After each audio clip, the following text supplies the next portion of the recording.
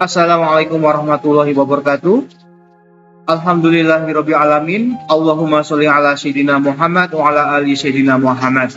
Pada kesempatan kali ini saya akan membahas tentang hukum jual beli salam dan hukum jual beli istisna.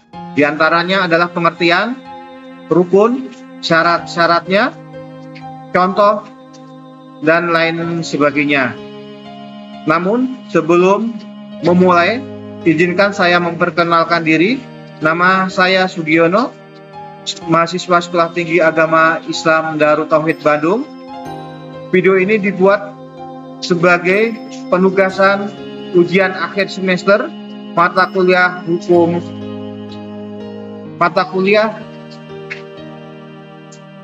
fikih muamalah. Selanjutnya, marilah kita mulai pembahasan tentang hukum jual beli salam dan hukum jual beli istisna. Yang pertama adalah pengertian akad salam. Akad salam merupakan jenis transaksi jual beli dalam Islam yang dilakukan dengan cara pembayaran di muka sebelum barang diserahkan. Namun, barang yang diperjualbelikan akan diserahkan pada waktu yang akan datang. Salam biasanya digunakan dalam transaksi barang yang masih akan diproduksi atau dipanen, seperti hasil pertanian atau barang-barang yang memerlukan waktu produksi. Dalam bahasa Arab, salam berarti menyerahkan atau mengirimkan. Dalam konteks transaksi, salam berarti pembelian barang dengan pembayaran di muka dan penyerahan barang yang dilakukan di kemudian hari. Sedangkan untuk pengertian akad istisna adalah bentuk jual beli yang berfungsi untuk memesan barang yang akan diproduksi atau dikerjakan oleh penjual dan penyerahannya dilakukan di kemudian hari setelah barang selesai diproduksi atau dikerjakan. Istisna berbeda dengan salam dalam hal jenis barang yang diperdagangkan. Jika dalam salam, barang yang diperdagangkan adalah barang yang sudah ada, maka dalam istisna, barang yang diperdagangkan adalah barang yang masih akan diproduksi atau dipesan sesuai dengan spesifikasi yang disepakati. Istisna sangat umum digunakan dalam transaksi pembuatan barang-barang khusus atau barang-barang yang memerlukan proses pembuatan seperti pembangunan rumah, pembuatan kapal, atau pembuatan bidang industri lainnya. Rukun akad salam. Rukun akad salam ini ada beberapa, di antaranya penjual dan pembeli. Kedua pihak yang terlibat harus jelas identitasnya dan memiliki kapasitas untuk melakukan transaksi. Harga dan barang yang diperjualbelikan, harga dan barang harus jelas. Selanjutnya, waktu penyerahan barang. Waktu penyerahan barang harus disepakati dan jelas. Sedangkan untuk rukun akad istisna, yang pertama adalah penjual dan pembeli. Kedua, barang yang dipesan. Ketiga, waktu penyerahan. Selanjutnya adalah syarat sah akad salam. Pertama adalah barang yang diperjualbelikan harus jelas. Barang yang akan diserahkan harus jelas, baik sifatnya, jumlahnya, dan kualitasnya. Kedua, harga dibayar di muka. Pembayaran harus dilakukan terlebih dahulu oleh pembeli kepada penjual. Ketiga, penyerahan barang pada waktu yang ditentukan. Barang harus diserahkan pada waktu yang sudah disepakati dalam kontrak. Keempat, tidak boleh ada unsur gharar.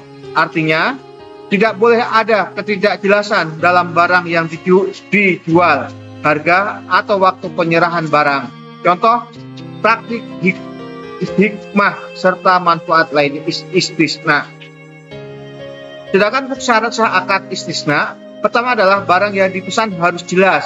Yang kedua, pekerjaan atau barang yang dipesan dapat diproduksi. Ketiga, pembayaran dapat dilakukan secara bertahap atau tunai. Selanjutnya adalah contoh transaksi akad salam. Seorang petani yang belum memanen hasil tanamannya biasa melakukan akad salam dengan pembeli. Pembeli akan membayar di muka untuk barang yang akan diterimanya di waktu yang sudah ditentukan setelah panen.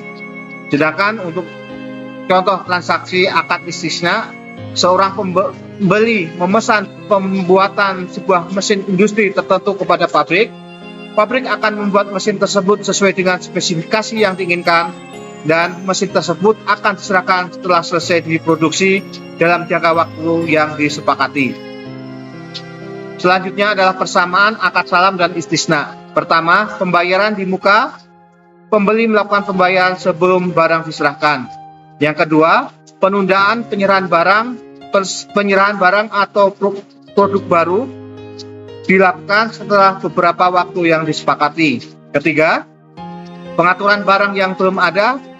Kedua, akad ini berlaku pada barang yang belum ada atau belum selesai diproduksi. Keempat, tidak boleh mengandung unsur gharar. Penjual dan pembeli harus sepakat mengenai barang yang akan diperjualbelikan dan spesifikasinya. Selanjutnya adalah perbedaan akad salam dan istisna. Yang pertama adalah jenis barang yang diperjualbelikan. Untuk akad salam, barang yang diperjualbelikan adalah barang yang lebih umum dan biasanya sudah ditentukan jenis dan kualitasnya.